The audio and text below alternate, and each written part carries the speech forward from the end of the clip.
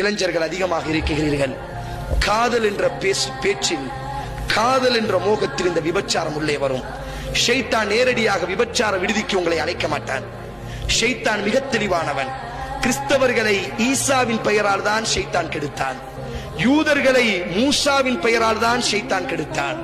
இஸ்லாமிய சமுதாயத்திற்குள் இணை வைப்புகளை முஹம்மது ஸல்லல்லாஹு அலைஹி வஸல்லத்தின் பெயரால், அப்துல் காதரின் பெயரால், சாகுல் ஹமீது நாகூரியின் பெயரால், ஏர்வாடி இப்ராஹிம் ஷாவின் பெயரால், அஜ்மீர் ஹாஜாவின் பெயரால், இஸ்லாத்தின் பெயரால் தான் ஷைத்தான் முஸ்லிம்களை இணை வைப்பின் பக்கம் அழைப்பான். நேரடியா உன்னை வா சிலையை போய் வணங்கலாம், நேரடியா வா சிலுவையை போய் வணங்கலாம், நேரடியா வா சாமியாட்ட போகலாம். இப்படியெல்லாம் ஷைத்தான் ஒரு நாளும் சொல்ல மாட்டான்.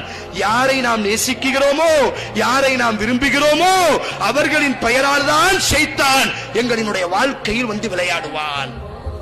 இன்னைக்கு இளைஞர்கள் என்ன சொல்றாங்க? இன்றைக்கு அதிகம் இந்த நோய். ஒரு காலம் இருந்தது, காதல் எல்லாம் கேவலமான ஒரு வார்த்தை. எங்கள் சமுதாயத்தில் படங்களில் நடிக்கக்கூடியவர்களை எல்லாம் வயதானவர்களுக்கு தெரியும், கூத்தாடி என்பதாகத்தான் அழைப்பார்கள். ஒரு காலத்தில் கூத்தாடி அப்படிதான் அழைப்பாங்க. ஆனா இன்னைக்கு யார் ஹீரோ, ஹீரோயின் என்று இன்னைக்கு அழைக்கப்படுகிறது. ஒரு 50 வருடத்திற்கு முன்னால் படங்களில் நடிக்கக்கூடிய அந்த பெண்களை எல்லாம் இந்த ஊர் மக்கள் எப்படி அழைப்பார்கள் என்று சொன்னால், கூத்தாடி நிக்காராப்பா, கூத்தாடி பாடுறா, கூத்தாடுறாடா அப்படிதான் சொல்வாங்க. காலம் மாறிச்சு மாறிச்சு மாறிச்சு. அடுத்து நடிக்க ஆரம்பித்தால், ஓ பாடகியானால், அடுத்து நடிகையானால், இன்றைக்கு ஹீரோவாக ஆகிவிட்டார். ஷைத்தான் எப்படி ஒரு வளர்ச்சியை கொண்டு வருகிறான்.